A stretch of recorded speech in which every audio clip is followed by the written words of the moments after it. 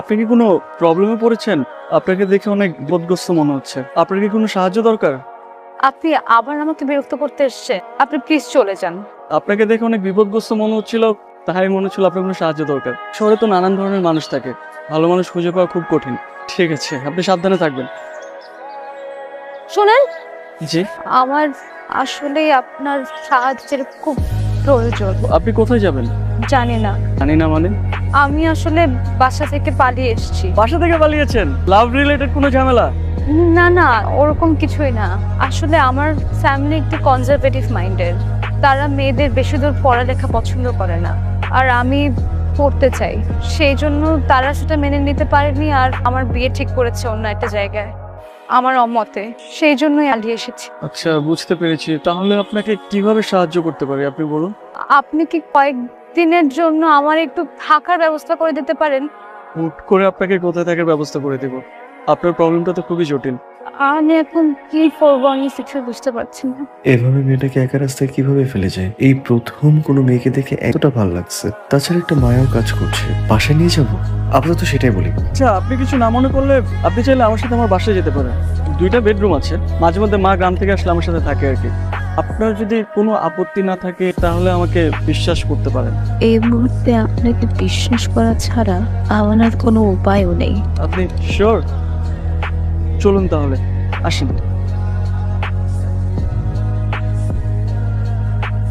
আসসালামু আলাইকুম। ওয়ালাইকুম আসসালাম। হাতে এটা কে? আমার ওয়াইফ রুষা। আপনি তো ব্যাচেলার, আপনি বিয়ে করলেন কবে? আরে এবার ছুটি দিয়ে যে বিয়েটা সেরে ফেললাম আর কি। আমাদের তো কিছু বললেন না। আরে সবকিছু তো তাড়াহুড়ার উপরে হয়েছে, তাহলেই জানাতে পারিনি, তাই না? এখন আমি বাসায় যেয়ে পরে সব খুলে বলবো না, ঠিক আছে? দাঁড়ান দাঁড়ান দাঁড়ান। স্যার বলছে তার হুকুম ছাড়া কাউকে ঢুকতে দেওয়া যাবে না। আপনার কি মনে হয় আমি 8-10টা ছেলের মতো? আপনি আমার সম্পর্কে জানেন না? আপনি অনেক ভালো মানুষ, কিন্তু এখন ভালো মানুষের বিশ্বাস নাই, যে কোনো সময় খারাপ হয়ে যেতে পারে। স্যার আসসালামু আলাইকুম। স্যার রাফি ভাই আসছে, হাতে একটা মেয়ে মানুষ নিয়ে আসছে, বলতেছে এটা নাকি তার বউ। এসে বলতেছে ভিতরে যাবে। আমি বলছি না, স্যারের অনুমতি ছাড়া তো আমি ভিতরে যেতে দিতে পারবো না। আচ্ছা যেতে দাও, ও তো ভালো ছেলে, বিষয়টা আমি একটু পরে দেখি। রাখি স্যার, আসসালামু আলাইকুম। ভাই আপনি যান, আপনারা যাইতে বলছেন। শুধু শুধু বারবার এটা করলেন না।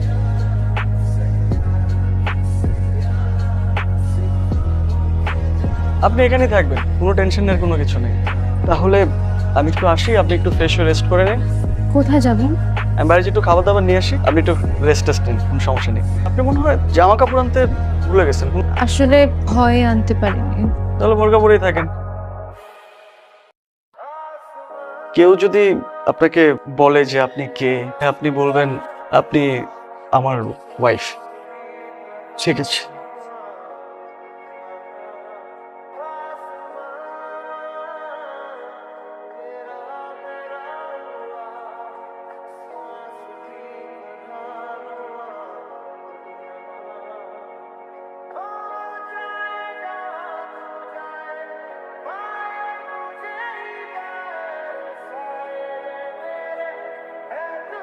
আপনাকে আমি কি বলছিলাম?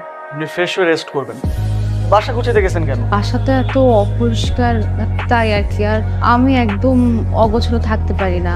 খুবই সরি, আপনার পারমিশন না নিয়ে আপনার বাসা। ওকে, ব্যাচেলারের বাসা পৌঁছেনি তো। এখানে আমাদের দুপুরের খাবার, বাজার আর মেয়েদের কিছু ড্রেস আছে। আমার অবশ্য মেয়েদের ড্রেসের ব্যাপারে কোনো আইডিয়া নাই, কখনো কিনি নাই তো। আপনি পরে যে পছন্দ করে কিনে নিতে পারবেন। আপাতত এখান থেকে একটা পরে নেন। শুধু শুধু কেন জামা কাপড় আনতে গেলেন? কি দরকার ছিল? আপনি কি ডিসিশন নিছেন? সারা জীবনে একই জামায় থাকবেন? না, তা তো বলিনি। আপনি যান।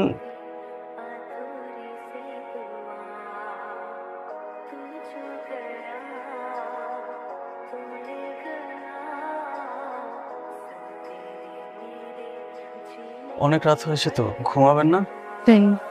মন খারাপ? বাসার কথা মনে পড়ছে? বাসায় একটা ফোন দিয়ে আন্টির সাথে কথা বলে দিতে পারেন। আমি ফোন আনিনি সাথে। আচ্ছা, না হলে আমার নাম্বার থেকে কল দেন। দরকার নাই, যেখান থেকে একবার বের হয়ে এসেছি সেখানে আর দ্বিতীয়বার ফিরে যেতে চাই না। বাসায় টেনশন করবেন না। সেটা তাদের আগে ভাবা উচিত ছিল। আচ্ছা, আপনি ঘুমিয়ে পড়েন, অনেক রাত হয়েছে। কালকে থেকে আমার অফিস শুরু, সকাল 9টা থেকে সন্ধ্যা 6টা। একা থাকতে কোনো প্রবলেম নাই তো? Good night.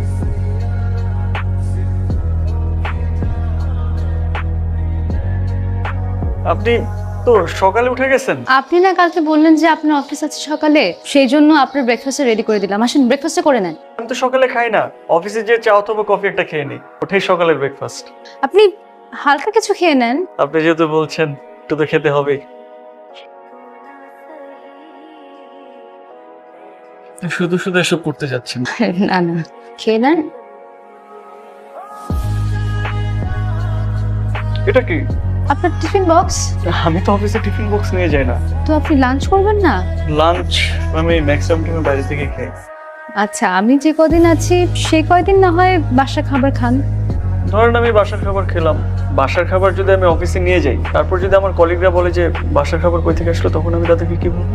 বলবেন আপনার মানে বলবেন না আপনি বাসা একটা কাজের লোক রেখেছেন, সে রান্না করে দিয়েছে। আপনার কি মনে হয় আমি বাসায় একটা কাজের লোক রেখেছি? আপনি কিন্তু সবসময় একটা কথার অন্য একটা মিনিং খুঁজে বের করেন। আমি মোটেও ওভাবে বলিনি, আপনি সবসময় ভুল বোঝেন। ঠিক আছে, ফোনটা আপনি রাখেন, আর যদি কোনো প্রবলেম হয় আমাকে ফোন করবেন। ঠিক আছে, ঠিক আছে? বক্সটা। আর গেটটা লাগিয়ে রাখবেন।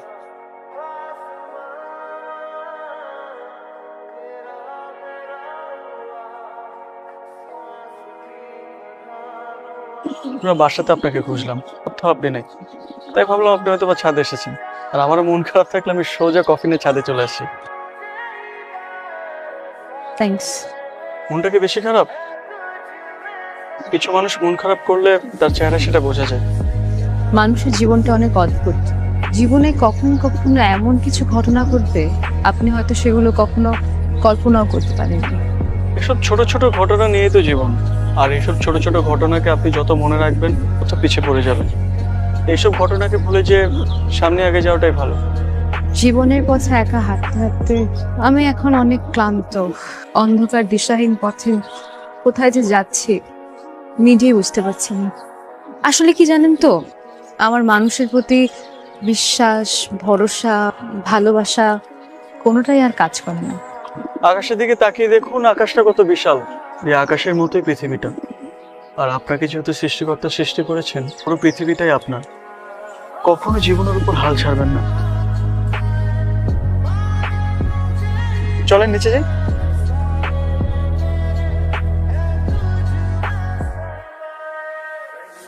চাচা, আপনি? শুনলাম তুমি নাকি বিয়ে করেছো, তাই বৌমাকে দেখতে চলে আসলাম। জি চাচা, জি। আসেন না, ভেতরে আসেন না প্লিজ। আসেন না প্লিজ, আসেন। তো বৌমা কোথায়? বৌমাকে ডাকো। রুষা, রুষা।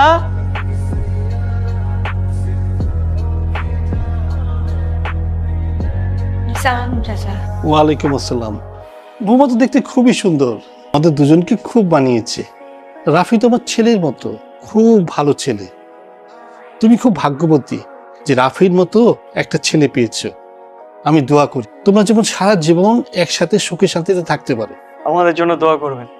অবশ্যই অবশ্যই। এখন উঠি বাবা। চাচা, আপনি চাটা খেয়ে যাবেন না? এখন থেকে যে কোনো সময় চায়ের আবদার নিয়ে চলে আসবো। বৌমা যাই। জি চাচা, আবার আসবেন কিন্তু। ঠিক আছে, রাফি উঠি। হ্যাঁ,